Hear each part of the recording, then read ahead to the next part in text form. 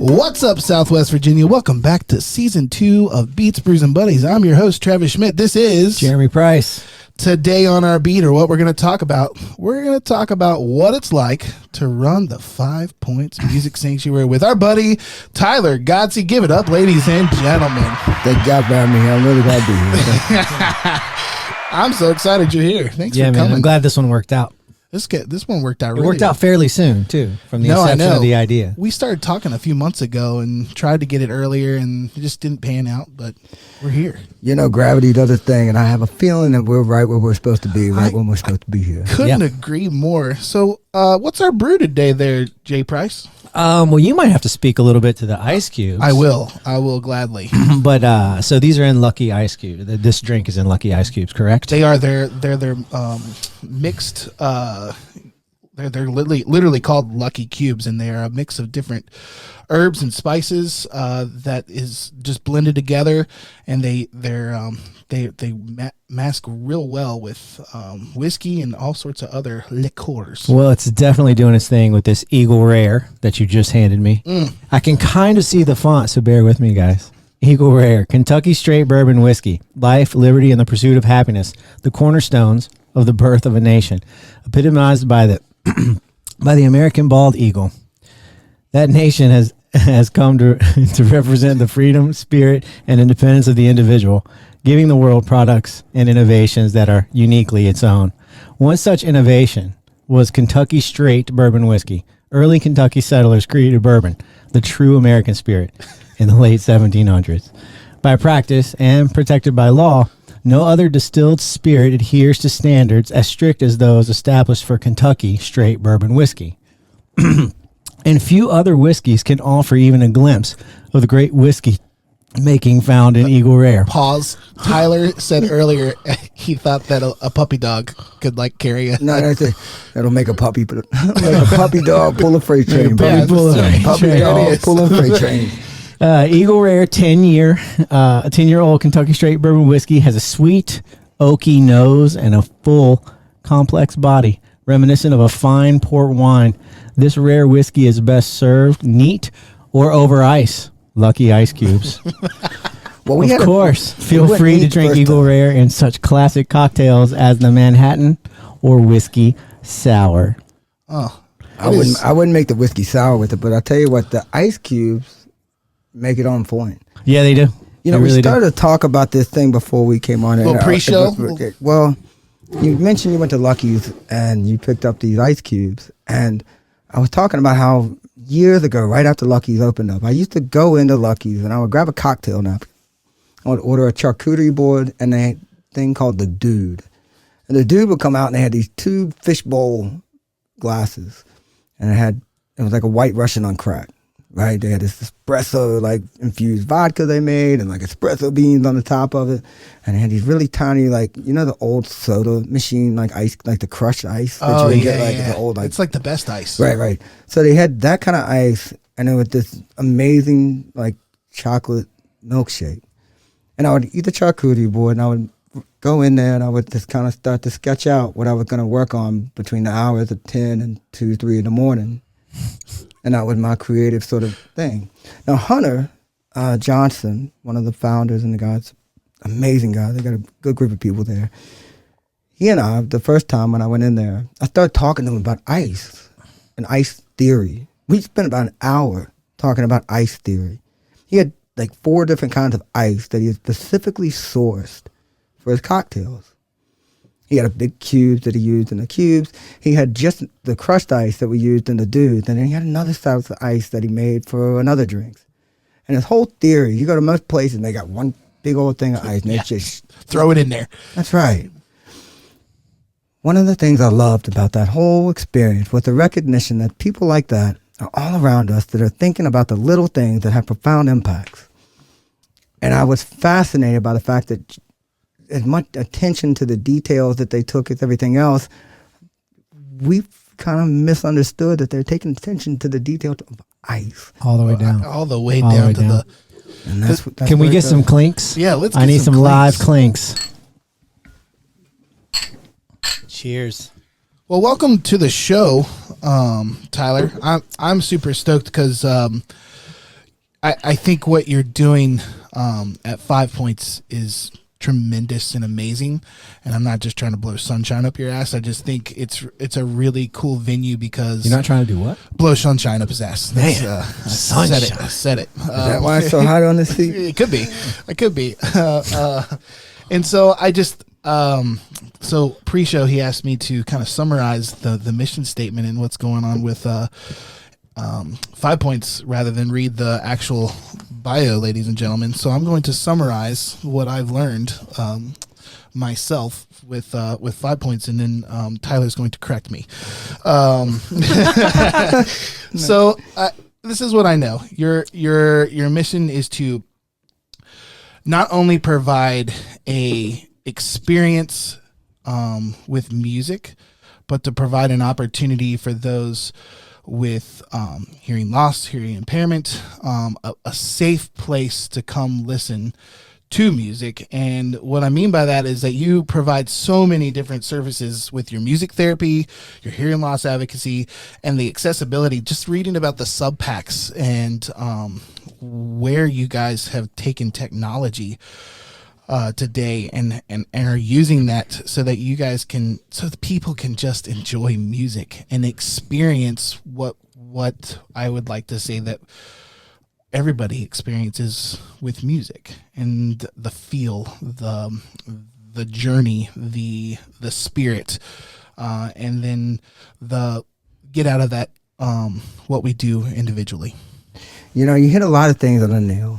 And for me, the idea, our mission is to pursue the power of sound. We define this idea by looking at a spectrum. One end of the spectrum lie these apex moments that we chase at shows, when the lights, the band, the audience, they all converge. When I was a kid, I remember I went to my first Fish concert. It was 1998, and they played Terrapin Station at the end, at the encore. It's the only time they've ever played it. And I will never forget the vibration of the room, the energy of that space when they come out with the first chords, Terrapin. I've seen hundreds of Fish shows since. Never before and never since, among all the other apex moments, not to diminish anything else, never had it felt quite like that. I think back to that moment, it's like, man, if everybody in the world could feel this right now, it would be a lot better place. Fast forward to the time when you have kids, the idea of having your kids and you get to express who you are, what makes you who you are, why you see and feel and focus on the things you focus on is a really important thing as you prepare to be a dad. I remember my dad, I took an iPod, back in the iPod days, right? And I put together a playlist over the course of like the 6-7 months that I'm preparing for my son Forrest to be born. And I made a playlist. I asked all my friends, like, what are some of the apex songs? Someone comes into the world, what do you got to play? Like, what's on that playlist? Mm-hmm. So, I mean, it was, you know, an immense amount of number of songs. My son's born, fast forward, he's born, beautiful baby, 5 fingers, 10 fingers, 10 toes. 10 fingers, 10 toes. Perfect. Old soul, older than I. He was born after a long 36, almost not quite 48 hours in the hospital. Good Lord. And it was a Wednesday morning, like 2:30, 3 in the morning. I played Tuesday's Gone for the first song when he comes out the womb, and we're in the hotel room, or in the hospital room. About an hour later, 2 hours later, they come in, they start doing the audiogram test, and like none of the hearing tests passed. And so you're like, okay, it's fluid, and then a month goes by, the test after that, they still don't pass. Another month goes by. It's almost 90 days before they tell us we need to go to UVA to find out our kids. What we already kind of knew, that they're deaf. Forrest is deaf, rather. So we were lucky enough to be able to have this alternative to give them cochlear implants. He was 11 months old when we gave him those implants. The first 3 words that my wife said when she leaned over, I love you. After 11 months of saying things that you know your son hears, but you don't. Of waiting to feel the vibrations, you know. I remember I used to take Rebas. I'd play the Fish Reba song and I'd do the jam. And he'd be in his little cradle in the living room. I have this old video of me air guitaring with him, playing it as loud as I could. hoping to get a reaction out of it.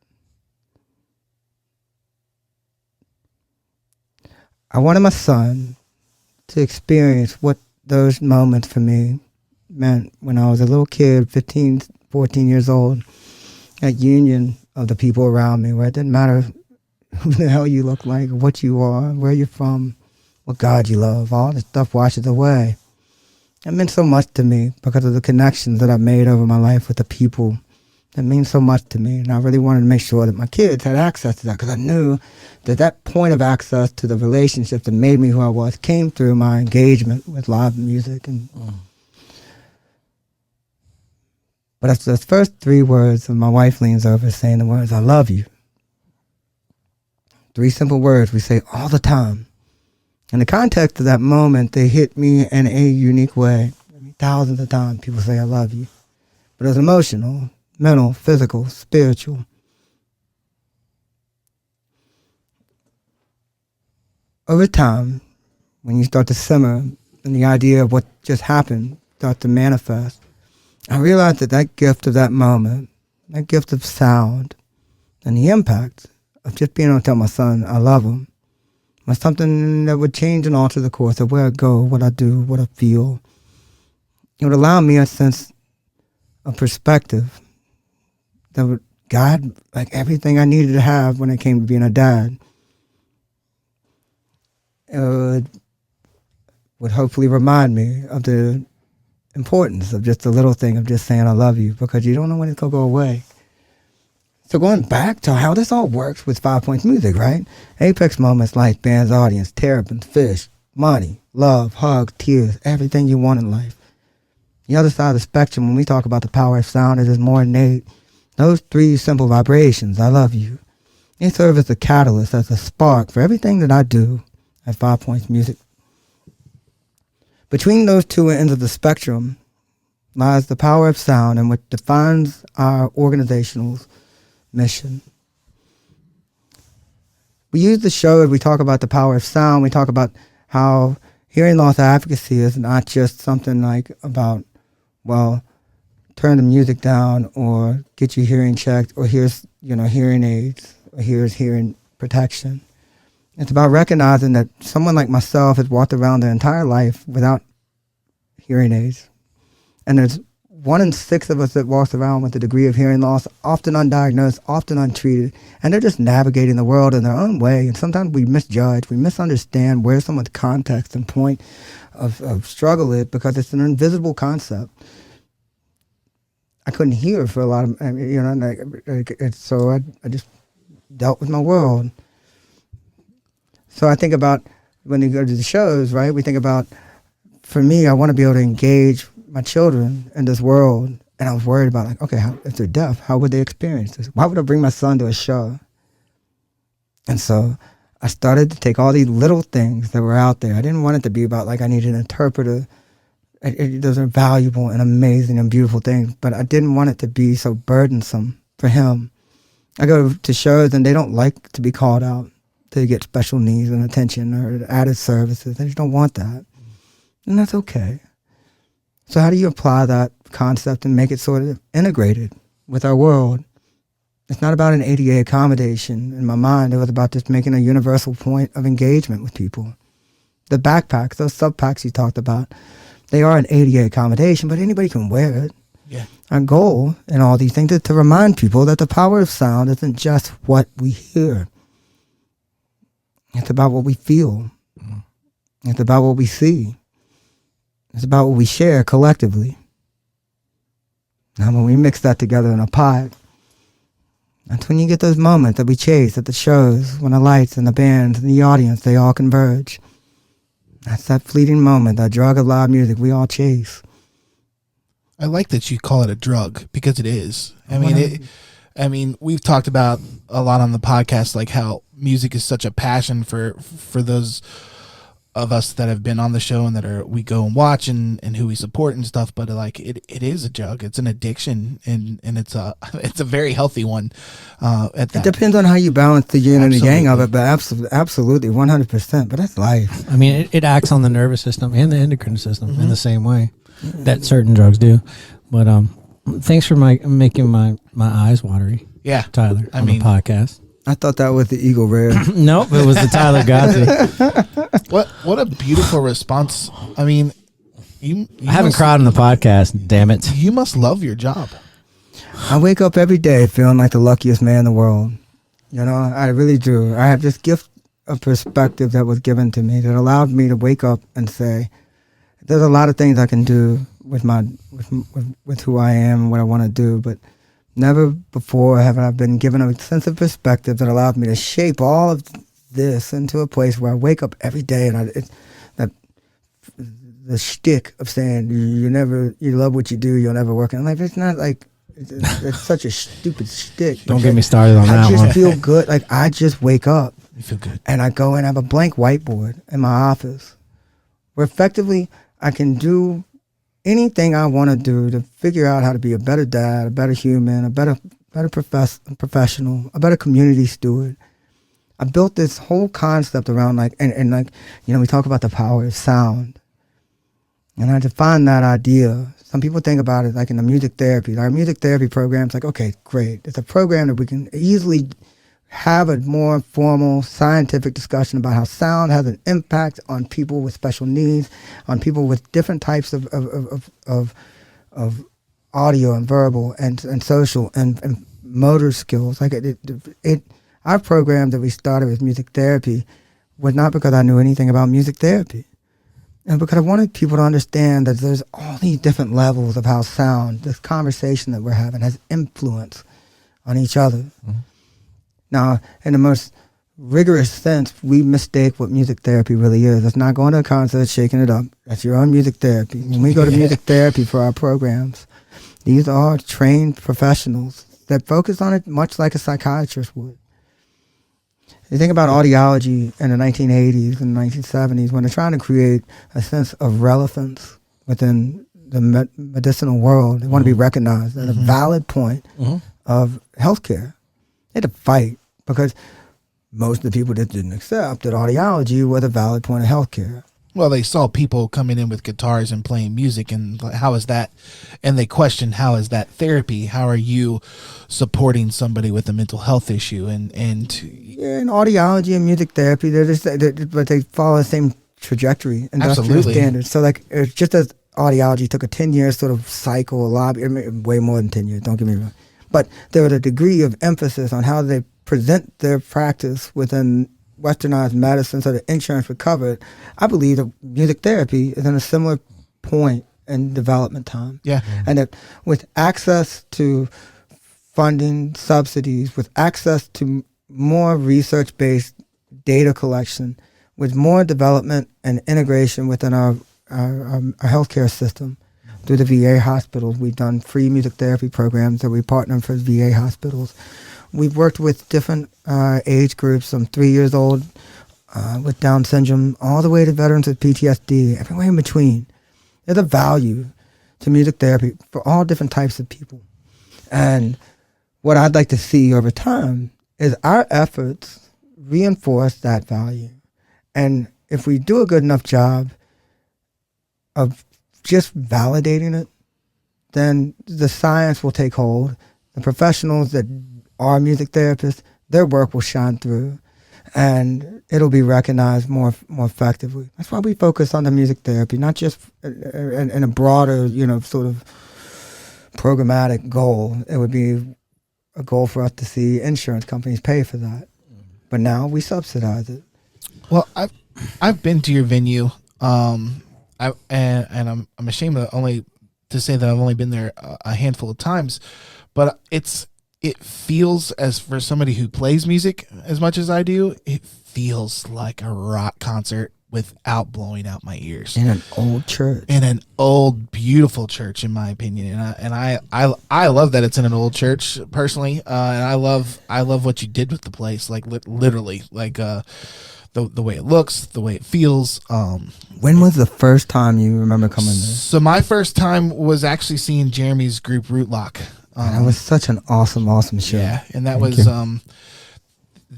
It was the whole experience. Just to speak to that, because we hadn't played a show yet. So it's three of the most talented guys I'll ever play with, and we had rehearsed maybe twice in life, maybe 4 times if I'm not exaggerating. And then we show up at this spot, and I think your spot is representative of an older Roanoke. I don't want to make any comparisons for fear of what I think what you're doing is incomparable. But it reminded me of some venues that were around when I was younger, where you could go play original music and where people would come out and see you and people would pay money to see you. And it was, that grind was no less grinding than playing in cover bands. But there was the cover bands have always been around here. I play in one. I make money. I make a significant amount of money in terms of paying for my bills. Right, I don't make tons of money with a cover band, but I do miss some of that energy that we had, and I think your place is representative of that. It's not old Roanoke by any means, but it is that. And so I come up with this, probably the softest group that I've ever had. I even got friends that like, why are you doing this? Because music is now speaking to me in a different way than it was when I was growing up, and I wanted to prove myself and be something. And it's just ironic that would be our first gig, and pull out some people that hadn't been there, and to be so well received. I mean, it was really, really well received, and I was like, this couldn't have come together in any more of an apex moment, as you say. And I was like, this is wild. Man. Thank you for bringing up that word apex moment, because like you've said that several times, and like that was for me, like I had just started getting back into lessons with my mentor, and that was the first time I had gone out probably since before COVID and gone to see live music, and that it was an apex moment for myself. And I brought a friend who is a he's a signer. He's a signer at Patrick Henry High School, Joel Tompkins. And I know Joel, yeah. Lovely Santa Claus looking dude. The beautiful beard. He's a rock star. He's awesome, and he just loves music, and I love that about him. But what he loves more is signing and the sign language and teaching kids and working with kids in that capacity, and I love him for that. So yeah, thank you for those moments, and I can't wait to have more there. I tell you what, when Jeremy brings up that Root Lock show, it's awesome. I used to tell people as we came out of I started 5.6 years ago. First year I lost an insane amount of money. I don't know how I still made it through. I opened with $19,000 in my pocket. That venue was built on an $1,800 PA system that I was quoted would cost me $40,000 to do what I really wanted to do, and some wooks that said maybe I could get it done for like $8. And I found an auction where I made it work on the initial investment of $1,800. Brought back Buckethead twice on that same PA. Melvin Seals twice on that same PA. Brought artists from all over the world to this little place in a room that was largely white the first time you came in. Yeah. Had no treatment, no idea what the hell we were really getting into. I mean, I knew what I wanted to do. I knew my vision. Everything you see today, I saw from day one. And I talked about it. People were like, Tyler, yeah, right, you're not going to do that either. And it would take 6 years to get here. But that pandemic hit, and we were getting ready to crush it, just like everybody else was, right? We were just getting ready to kill it, man. Business was going great, and pandemic hit. And to me, everybody else, everybody got hit hard, but it was the exact same that I've been going through for 3 years before. I had been fighting so hard just to keep that thing alive, it was scary. It was scary for 3 years. And I just said, well, it's no different than it's been for 3 years. And so we just kept grinding. It was an old hat at that point, unfortunately. But fortunately, it allowed us to come into that whole experience of our world falling down around us, but yet realizing that intrinsically our philosophy doesn't allow that. I remember our staff coming in and said, look, we built this model in which we have all different types of ways we work: programming, live events, private events, fundraising, grant writing. We spent so much time in the first 3 years putting on 115 concerts and events on the first year, 98 in the second, 95, 98 in the second year. And in the third year, it was somewhere in the 90s. Pandemic. Since then, we've still had 471 events since 6 years. That's awesome. But all that time that we freed up by not doing the concerts allowed us as an organization to break free from these constructs that confined us to our daily, perpetual sort of habits and focus on the things that we hadn't really thought about or the things we didn't feel like we had time for. That was our what does our website copy say? Go back, relook at what you've done, reinvest everything you relook at everything you've done and spend more time on it. Think about our programs. How do we envision how that grows? How do we develop a broader, more sustained donor base? How do we think about grant writing in the long term? We got that pandemic and it broke everybody down. However, the reality is that when you break all of these like little neural networks of what we think about as stability, we realize at the end of the day, it's really just predictability. It's the waitress that worked a job for 6 to 8 years and it's like, I don't want to leave my job because I make good money, but they don't like the job. The pandemic allowed them the perspective to reevaluate what's important to them, and many of them said, you know what? I don't know that that's what I want to do. Yeah. Right? No. I don't know if I want to value my time that way. And so they reimagined that, it wasn't the stability of the paycheck because they got fired anyway because there wasn't anywhere to go to eat.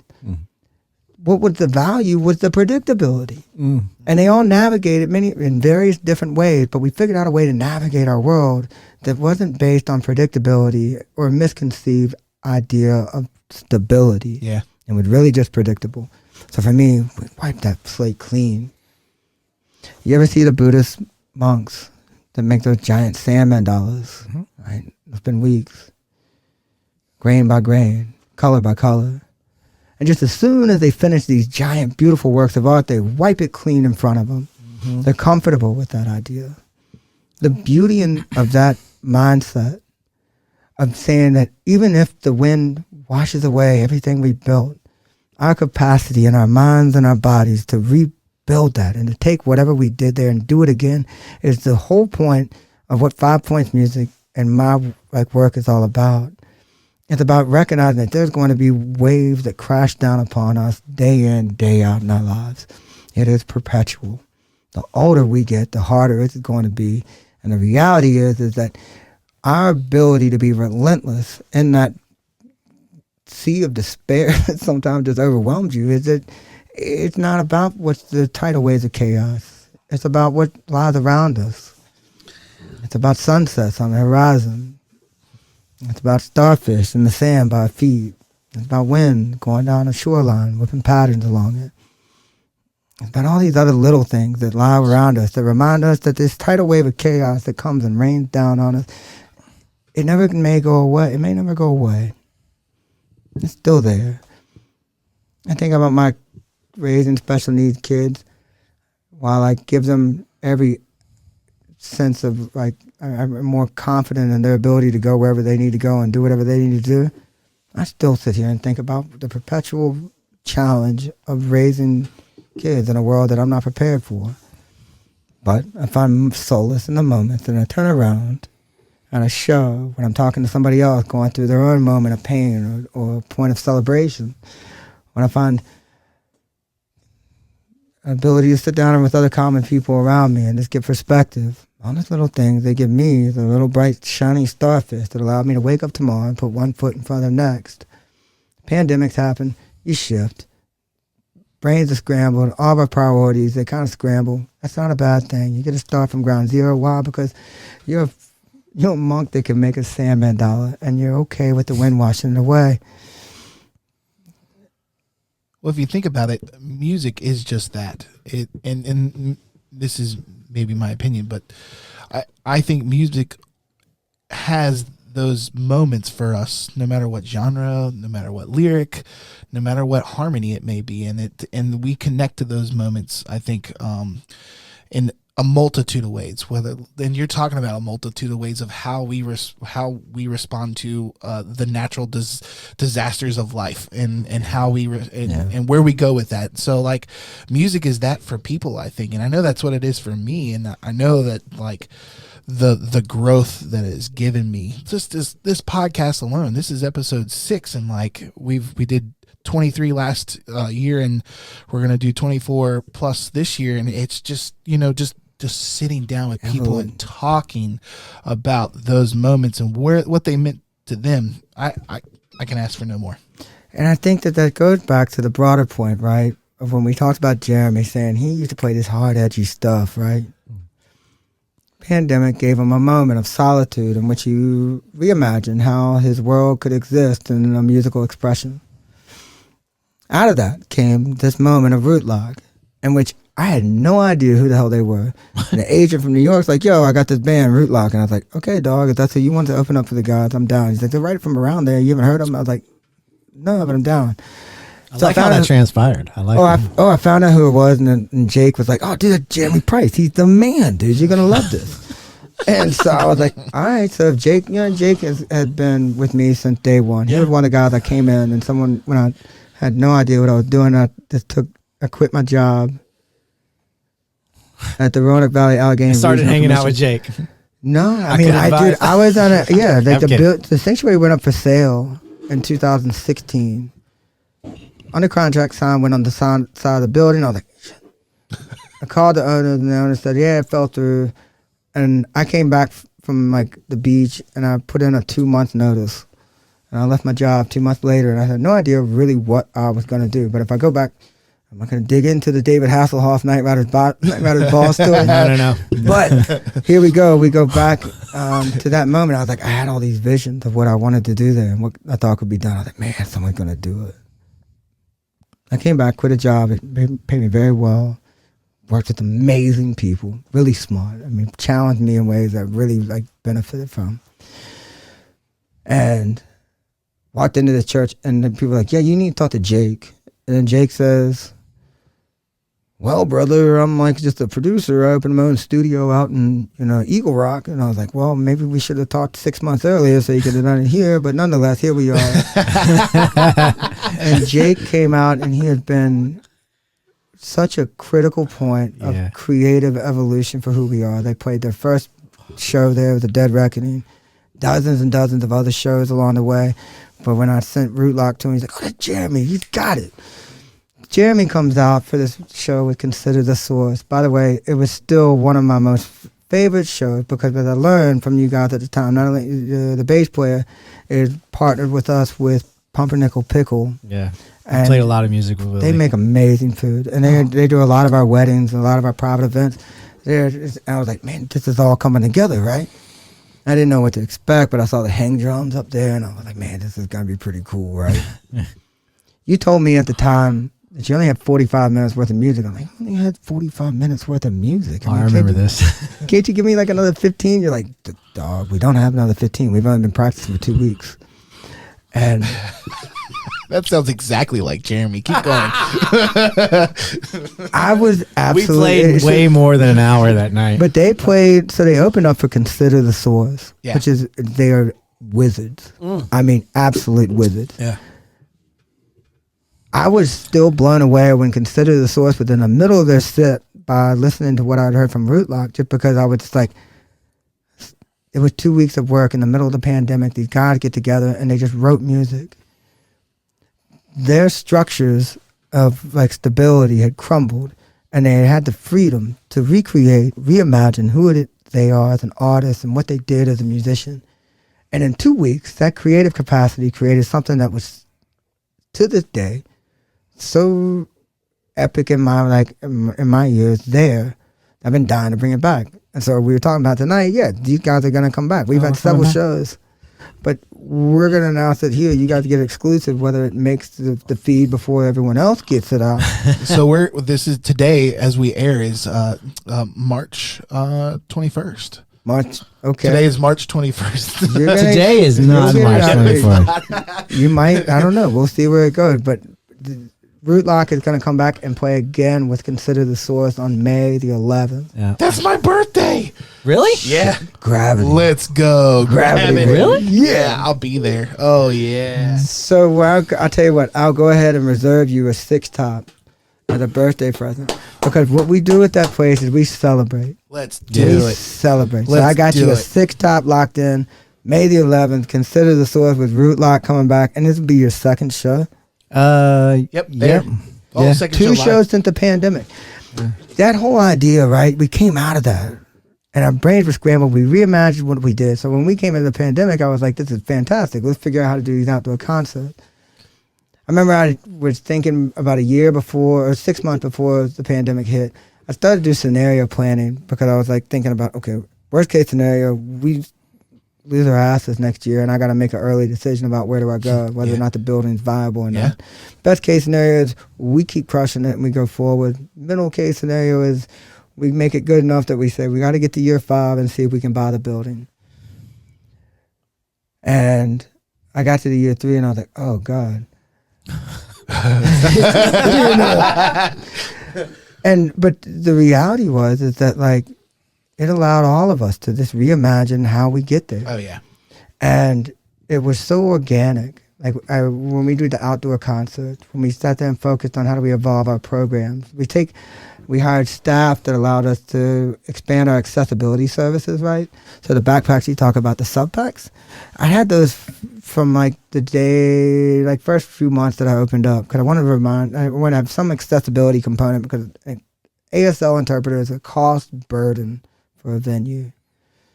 More often than not, the ASL interpreter is not even interested in the performance element of it, and much less can they perform with the musical elements like they want them to, right? It's more of how do you get your beer or navigate the venue. And just so our listeners know, ASL is American Sign Language. Yes. So some venues would call me up and say, how do you deal with this? Or so and I would say, well, can we create a program to subsidize that? Sure. But then I looked at what the challenge was is it really a communication barrier or is it a performance barrier? I believe that a communication barrier is incredibly important, that each venue and each organization that has some kind of an event, they need to accommodate that. However, I believe that the representation of the performance aspect of that accommodation provides for a greater point of empathy for the broader public. I love that word. You think about some of the sign language interpreters you see on like hip hop videos or from like just anywhere. They go viral, right? Most of the people that are watching that are not deaf. They're creating points of empathy in which they recognize there's a harmony and a beauty within the art itself of interpreting. They're integrating that not to be this sort of, I got a CNI dog and a cane or a wheelchair as I'm just isolated off of my ramp. They're integrating it into the performance element. And it's creating a concept of universal design in some ways. Yeah. And for me, I want to think about how our events serve as a point of emphasizing that universal design doesn't start with, it starts with empathy. That's all. That's what it starts with. Mm-hmm. We haven't had the resources to do all the cool things we really want to do from an accessibility component concept, but we can do everything we can if we just start with being empathetic to the fact that each one of us is walking around with our own story of struggle, fight, burden. Most people have no clue. Mm-hmm. My son is going blind. About 2 years after I started 5 Points Music Sanctuary, my kids were born deaf. Deal with this. I mean, you have the cochlear implants, and I get on the stage of Sanctuary every year, every show, and I tell people to celebrate life's moments. There's no promise or guarantee beyond anything other than right now. Honor that. Every day we're reminded, whether it's the loss of a close loved one, whether it's the sickness of a friend, whether it's a point of physical or mental challenge that one of us just can't find a way to get over the hurdle, each one of us each day is dealt a card. Mm-hmm. About 2 years after a card was dealt to me, my children were diagnosed with what's called Usher syndrome. It's a rare genetic disorder. There's no cure, and there's no current treatment for it. Unfortunately, they are now both going blind. It starts at adolescence. The night vision goes, peripheral vision goes. Ultimately, the world very well may fade. The inclinations that we all have when life throws us these inevitable hate makers is to curl up. There's a defensive mechanism. Sometimes there's a woe is me. And that's natural. It's okay. That's what I did for about a week. What happened? Yeah. You know. But as I got out to this other show, I was looking out in the audience, and as I looked and reminded myself of the conversation that each one of us have had together, it was clear to me that all of us are in our own fight. My fight is unique, but no more difficult than the next. And when I think about how these moments that we have at these shows, these moments that we have with parents that are looking for ways to engage with their children through music therapy. These moments that I have with artists that are struggling from they coming off the road, they stay at a Days Inn one night, have a continental breakfast the next day, get in a car, drive 6 hours, stay at another Days Inn, and they're in Scranton, Pennsylvania one night, Roanoke the next. They don't know where they are, and they forget why they do what they do. They're on the stage rocking out, and most people in the audience forget that it's really damn hard to get on there and have a good time every night. It's exhausting. We take it for granted. I tell all the artists when they come in, I tell them, we have a schedule, but don't stress the schedule, right? That's the boundary to guide us along the way, but gravity will do its thing. We can do this for 4 more hours before we close, so it's not a big deal, right? I want them to set their stuff on the stage, and I want them to stop. Take a deep breath. Relax. Let it out. It's not just another show. It's not just another night. It's a space to stop and remind yourself how lucky we are to be able to be where we are, to be able to do what we do. Now get your shit set up. But get your shit set up.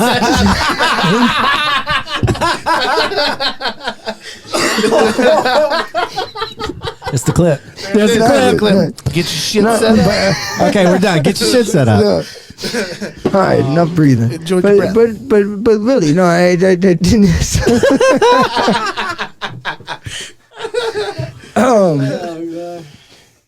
So yeah, just get things going. Let's go upstairs. Let's sit down, relax. Just like when I came in to here tonight, the first embrace was an embracing of like just. We got a hug from Batman. Yeah, yeah, but you just drop the guards, right? You're not, look, man, here's the day, here's the space. Take a deep breath, relax. All this chaos that we got out here, I get it. It's there. You got to come off the road. I'm like, yeah, look, man, don't worry about the schedule. I know you might want to get to the hotel. No, I got the hotel taken care of. Primo. I got sleeping, putting chocolates on the bed. And upstairs, but yeah, like here, we're going to take care of each other, right? I go above and beyond, way more than I probably should, to give people a sense of comfort and experience there that allows them to stop, think back, remind themselves why they do what they do.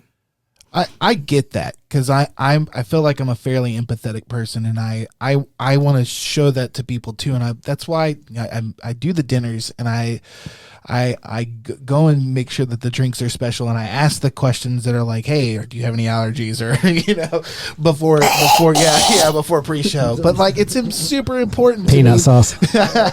Yeah, sorry. That sounded awful. That's all right. So I think it's important to be empathetic.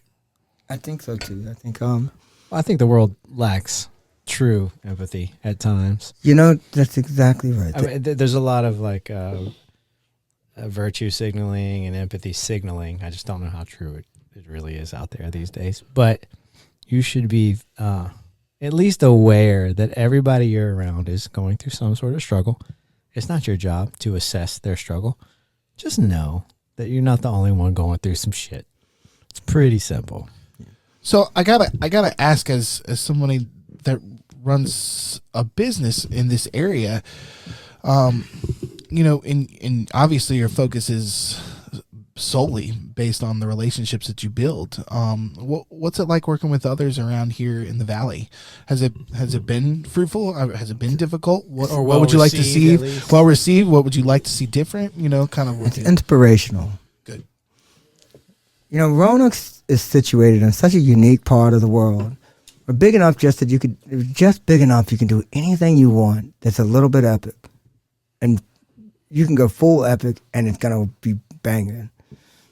But it's just small enough that anything you want to try, with a dedicated intent, purpose, and a little bit of action, you can find people around here to help you make that thing happen. I love that. And I've always felt that way about that. I've lived here all my life.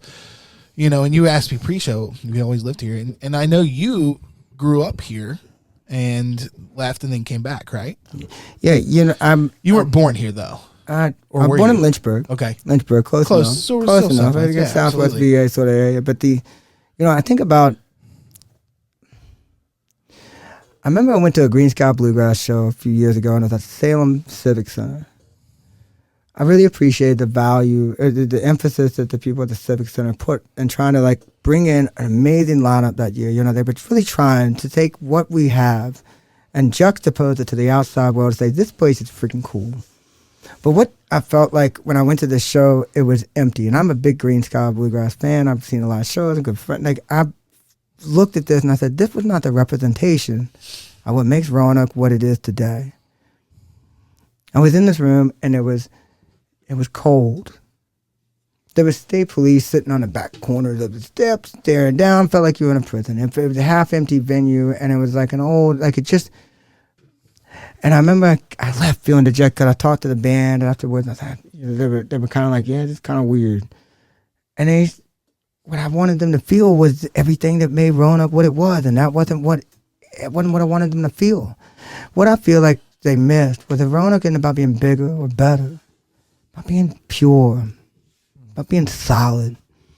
You think about all the businesses, all the restaurants, all the breweries, all the we have solid breweries, solid restaurants, solid good hotels, solid music. It's not about these wild, like, you know, shifts of expectations. It's just solid across the board, solid carpenters, solid artists. Across the board. Yeah. And these hot lightning in a bottle moments, well, they're appealing to a more urban core because they got to stand out amongst the masses. In a place like Roanoke, just being solid and consistent will go a long way. And that's what you have in the area. People that have been solid and consistent for a long time. Production people here in Roanoke, they drive so much of the production work that actually happens across countries, festivals across the country. You know, one of our board members, Will Kessler, an amazing guy. He's from Roanoke, but he's been putting on all the shows down in the Fish shows down in Maya Riviera, the Dead and Company shows. He works at Red Rocks as the production manager up there. He comes from Roanoke, and there's people there that work at festivals that go up and down the coast, all over, across the country. They're born right here in Roanoke. They work as a solid team. And they don't always get the credit or the glory or the glamour, but it's not about that. It's just about being consistently solid and just good people. I like that. I like how you put that. It's very well put. Just solid and consistent. Unassuming is a word that is often associated because you don't assume that there's going to be a lot to offer. You might even be called unassuming yourself at some point in time. So like, oh, you're unassuming. Just because you're not broadcasting what you may or may not have. And I think solid, like you're saying, being consistent and being solid will take you far anywhere. Yeah. It'll take you far anywhere. But that's a really good way to put this town. That's why we have so many folks here that have gone on to do what they do and they return. They like hanging out with like-minded folks who aren't necessarily seeking the spotlight at that level. It's not that seeking the spotlight is wrong. It's just you found a lot of people that could care less about that. Yeah, they're really the driven balance. by the art. Yeah. They found a balance. And, you know, I came back to Roanoke at the time, it was 2006. I was lucky enough to have both my sets of grandparents still alive at the time. So I was like, 26, and I thought I was kind of rare. I said, Tyler, you should go back and kind of kick it and maybe ask some things that you might not have asked when you were a kid. And so that's what I did. And that gift of coming back to be here kind of reinforced this idea in my head that all the ideas that we gather, they're not just born out of an inspiration because we sat here in a podcast in a room that didn't have any outside thought. They manifest from our collaboration and creative engagement with the world beyond this space. And when we come back to our roots to tend to them, the resources that we provide sources of inspiration for how the tree might grow from there. Yeah. And like Jeremy has such an amazing story that I don't know that I've ever fully appreciated where you come from and how much amazing work you've done. And I'm just learning more and more about the amazing work you do on a scale of how many people we impress upon that point of amazement, whether it's the tens of thousands or millions or whether it's the tens of hundreds. Those points of existence and points of impact are no less meaningful. And that's what people in Roanoke seem to understand. Yeah. They do. Yeah, 100%. I've always felt like, to go back to your story about the gig that you went to at Salem, I've always felt like people here in Roanoke, we just there's so much that happens. We just don't always do a great job of advertising it. Now, and that's just maybe, I hear so many people in my age and maybe a little bit younger, all the younger couples, like, I want to leave Roanoke, it's just nothing to do and blah, blah, blah. But I don't know if they know where to look. And I know one of the missions of this podcast is to educate and to say, hey, there's so many music venues here. There's, and that's just one genre of things to do. And so, Well, I think that people look at, and I my previous work at the Regional Planning District, which Regional Commission, we did a lot of work on demographic, economic developments, transportation planning, broadband. An amazing group of people come together and they think about things in the long term. Yeah. We don't need to shout out from the mountainside, come look at us, look at us. Why? Because what we have here is a stable, sustainable core of existence. People for years, and my philosophy may differ from others, right? We begged for years because we lacked a foundational university to anchor this urban core. Yeah. So in many ways, there was a frustration because you missed out on this thing to have this urban core. But every college town I've ever been to, the real estate market is astronomically outpriced.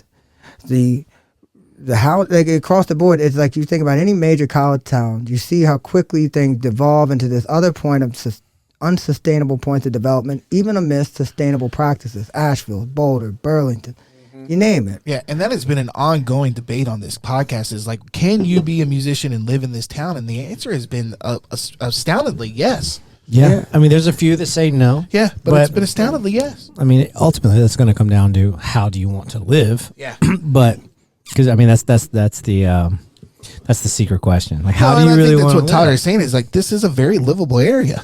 Yeah, and the cost of living here is beyond reproach. I mean, you can't tell me in any sense of especially with people that are now working remotely. I know of at least a half a dozen people that have moved from the Northern Virginia markets where they pay an astronomical sum and they work and get paid really well.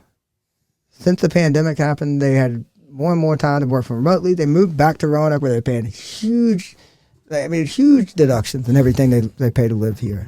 And they still work in Silicon Valley. They still work in D.C. They still work in New York. They found that there's a harmony, A, because they got roots that they might need to tend to, B, because the cost of living is there, C, because you got good schools, D, because you got great entertainment, good food, good beer, just enough. Yeah. Then now what they want to do is they want to tell their friends that are in D.C. that they're not stupid and they're not like leaving, or why would you leave D.C.? Meanwhile, they might move up to like political or professional ladder.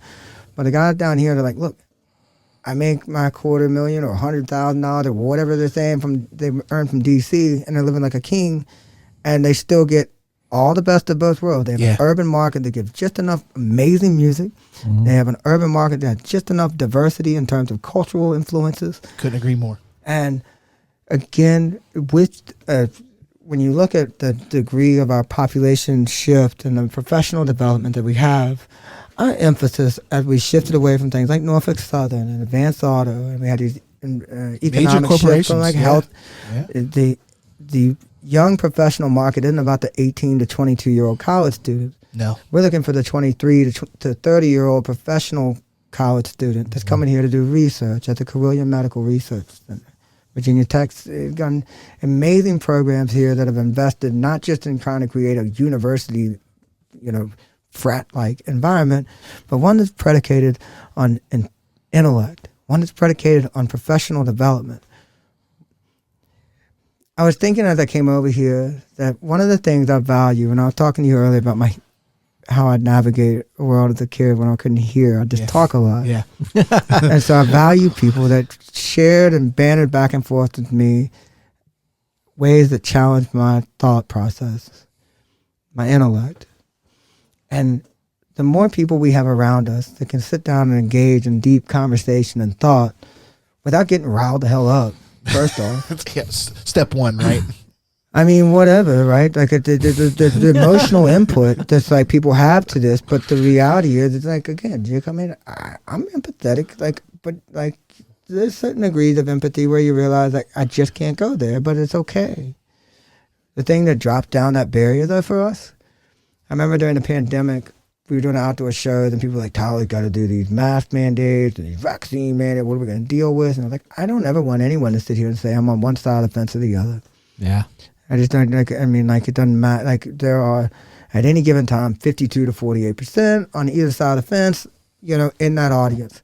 And the beautiful thing about those shows is that at the apex moment, when the lights and the band and the audience come together, you don't know what side of the fence someone sits on next to you.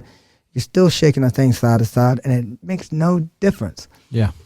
It doesn't mean that those differences aren't real.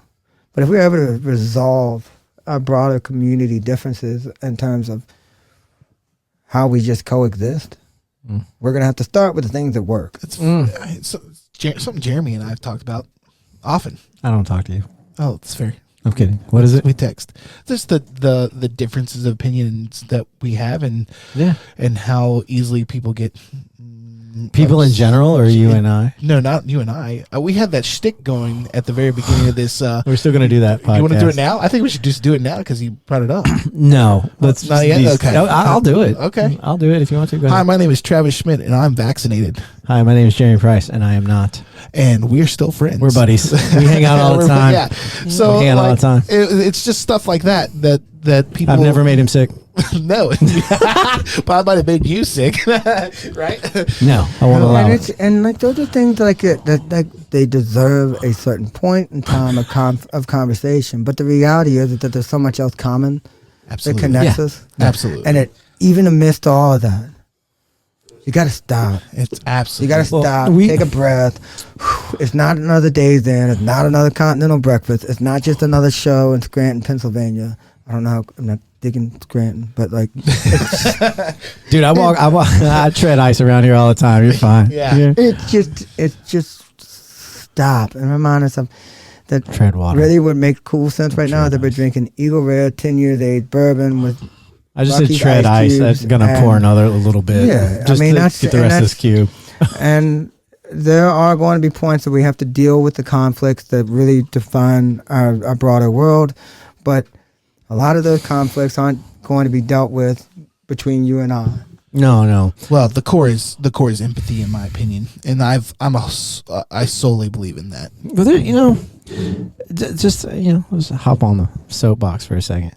It's one thing to say divisiveness is abound, right? Because we're attacked. The media is encouraging us to be divisive and to pick sides. Divisiveness and separation is one thing, but sensationalizing polarized conflict is ridiculous, and that is what's happening. And you don't have to pick a side all the time. You do not have to pick a side all the time. And oftentimes it's reasonable to not lean so hard one way. And it's just sensationalized polarization going on. And then people identify with said sensationalized polarization, and then they stand there. And then that gives them a sense of identity, and that's a dangerous thing. And I think, that's why I'll remain a jester. I'll just play music and try to bring people together as much as I can. And right. People like you will give me a place to do so. Well, I mean, look, it's like you bring up great points that, like, sometimes our points of expression are better defined in our creative output than they are in our words necessarily. 100%. And I wish more people did that, though. Yeah, I mean, like, it depends on the creative output, but at least you got an outlet, right? And I think that sometimes the ownership of, not even the ownership, I think our lack of influence on other people's feelings is the element of frustration that drives at our core. The fact that we lack influence. Now, I won't lie that there's a real challenge for me, right? I use this idea for the exact opposite. I want to influence the world to think about each other in a more empathetic manner. So I think about, how do I play off that idea? I believe that the subtle, seemingly insignificant things that I say have profound impacts towards that direction. How do I present our message, our philosophy to the world to create a little bit more comfort with sharing in the same space for a minute or two with each other, right? But that drive in my head shouldn't be manifested into just sheer like blind. Like, I can't be blinded by that. I remember when I was telling you when I found out my kids were going blind. I get on the stage every show for 2 years, and I reminded everybody to celebrate life moments. When that news hit me, gut punched. I felt like a hypocrite. Because for 2 years, I sat there and I said all these things, right? And I realized, goddamn, I wasn't prepared for this. I'm not ready for this. What the hell? Mm. And I felt like all the stuff I talked about, I was like, Tyler, are you really like, and I know it's an immediate sort of feeling, right? It's not to say that that's the embodying feeling that I evolved to today, but that's the immediate sense of like, God, am I just like that blind? Am I just that like getting up here and just saying this shit? Right? No. And the reality is that I started to contextualize it. I went from a job that worked from 9 to 5, whatever you want to call it, and I was one person. I dealt with certain tone of conversation with the people around me. I presented certain creative outlets that allowed people to understand what I was trying to do, but it wasn't me. It was just juxtapositions of my own work. Who I am when I go to work today is I literally come in and things I say on the stage, the things I try to drive when I talk to my staff about what it is I feel like we can do as a team, they are sometimes the things that I've identified as my biggest opportunities or flaws or challenges that I need to focus on. I need to figure out how to wake up tomorrow and take more advantage of the time that's been given to me with my kids. I need to turn to the people in my life and tell them I love them more often. I need to make sure that I turn and pay attention to all the little details around me because there's beauty amidst the chaos that lies around. Recognizing that the things I do are my flaws has allowed me to realize at the same time that I've got this world where I literally am just trying to figure out how to be a better dude, better man. Yeah. And you go on your stage and you're trying to do the same thing when you create your art, your music. You're just trying to express yourself because there's points of struggle and what you're just trying to contextualize stuff. Yeah. It's hard, it's coming at you, and your music allows you a chance to evolve.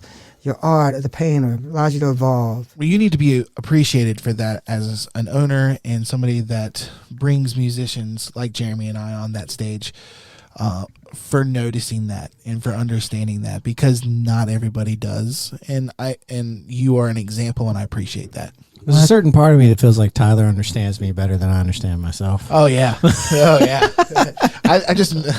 I'm like, thanks for coming on. I feel good.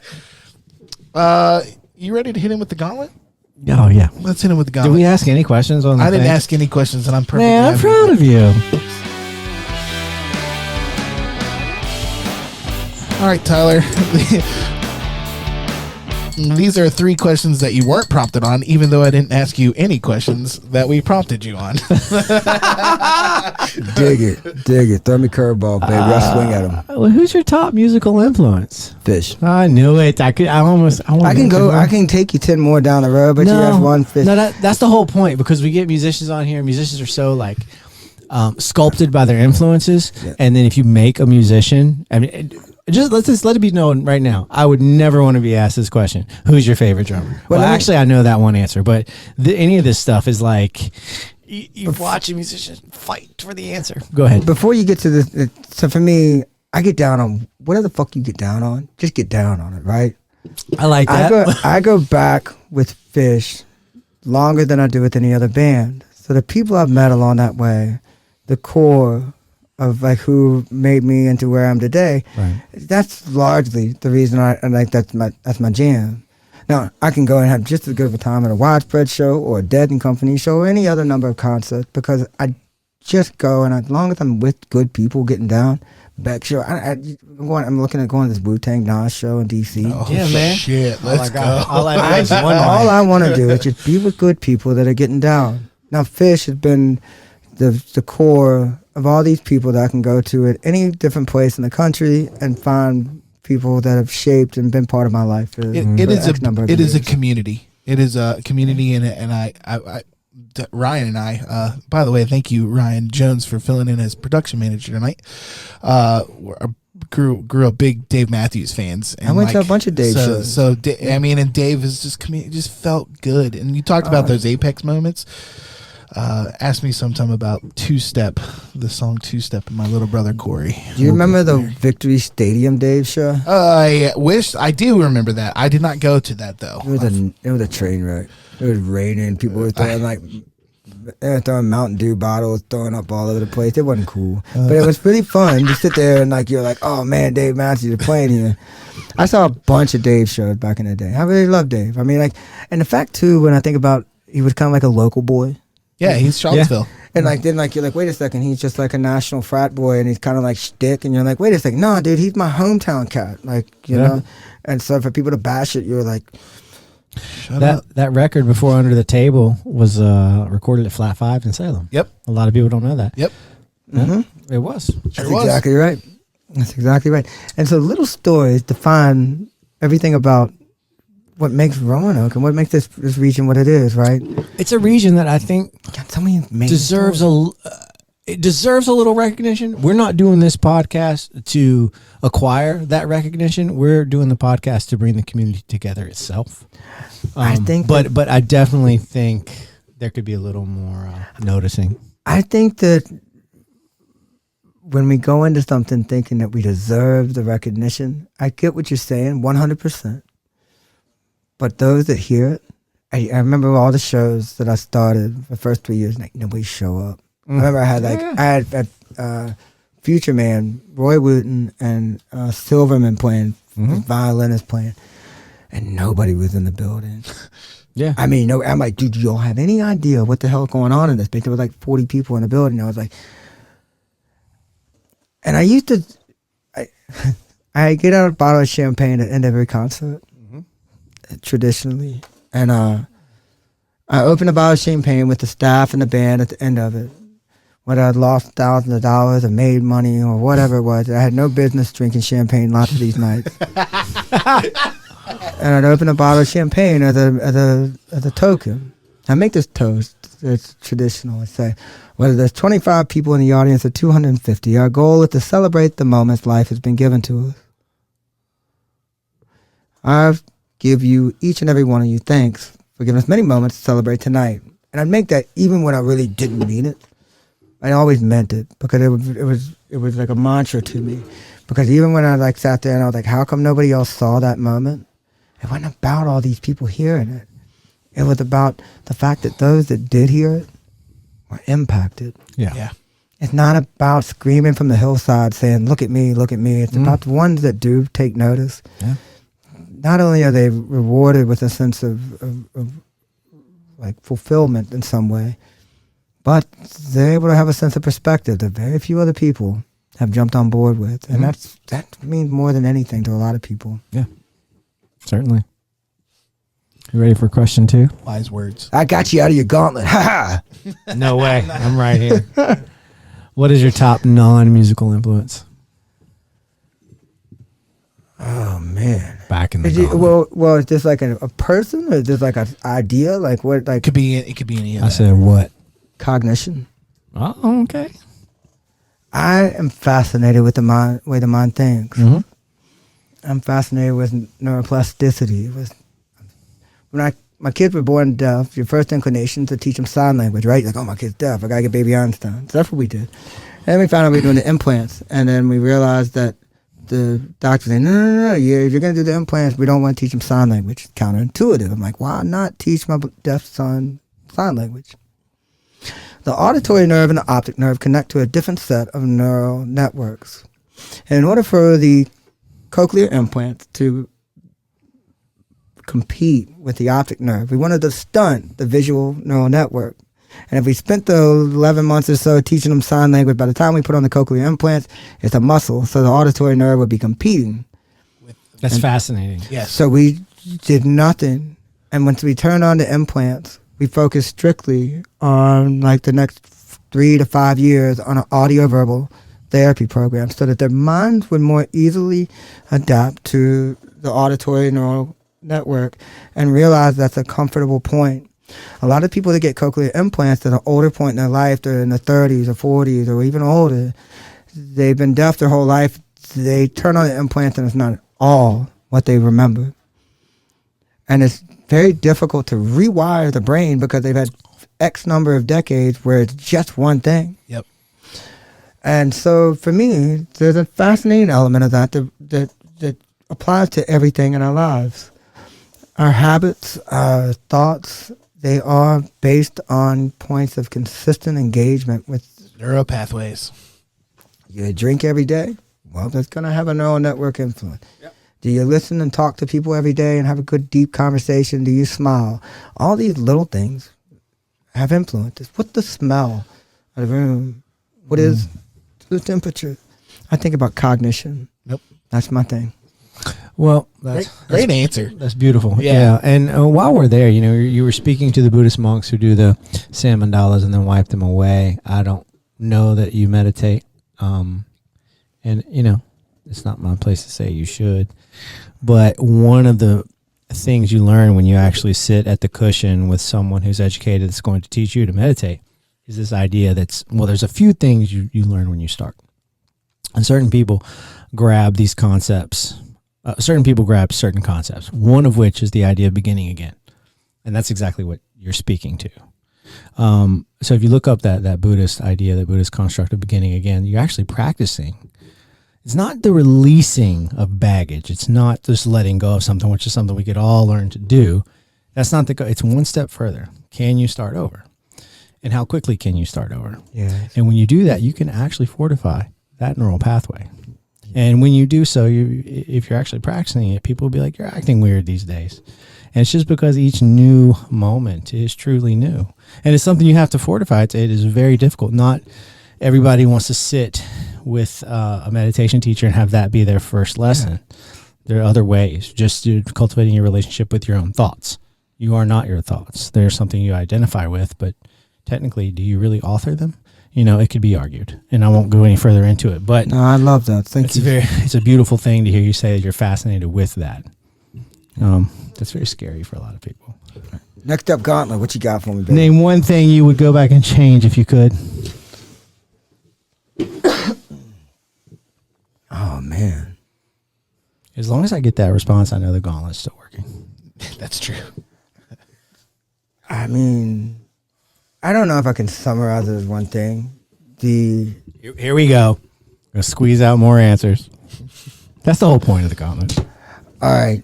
I mean, I wish that I want to say something ridiculous, but I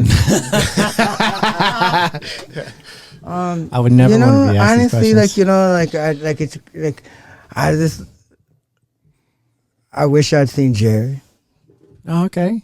I wish I'd seen Jerry. Yeah, and there's another moment. There's a couple bucket list things. I remember when Prince passed away. Yeah, that's one of mine. And he was doing these Michael Brown benefit concerts. He did pop-up concert in Baltimore. And it was a Black Lives Matter protest. And then he announced this one in Atlanta. And it was right before, I was working at Rod Solutions, and it was right before the beginning of what's called Bike Month. It was April. Bike Month started. I had the film festival, and I really had no business thinking about leaving town. And I'd seen this thing, and you had 3 hours to hop on this little screen, and you can get Prince tickets to this pop-up show in Atlanta. I went on. I was in the block. I had the tickets in the box, and I thought better of myself because I knew I would get fired if I went down there. I mean, I could have maybe navigated it, but I knew that I was beyond pushing my luck by going and doing that. And so I just didn't click submit, and I didn't go see Prince in Atlanta. I could have made it work. I had logistics, I had the flights, I had everything. I was but I could be back right here, and it all worked in my head. I knew I was just forcing it. I didn't go see Prince, and then he passed away on his flight home after that Atlanta show. He passed away on the plane? It was the next day. It was right after that Atlanta show. You can't legally die on a plane. Yeah, I mean, it was right after that flight. It was right after that Atlanta show. He went back to I was I effed up bad on that. I had him in the box, and so Jerry, and then Prince. Tyler, thank you so much for coming on the show. Thank you for your words of wisdom, and thank you for doing what you're doing for this valley. We really, really appreciate it. So we do. So, ladies and gentlemen, Tyler Godsey, 5 Point Music Sanctuary. Please go support them. Big thanks to on May 11th, especially. Yeah, definitely May 11th for Travis's birthday. Yeah. Thank you for Ryan Jones today for helping out with production, and thank you for Lucky's with the Ice Cube and Eagle Rare. You tasted good. So, ladies and gentlemen, Beats, Brews, and Buddies. We'll see you next time. Thank you so much.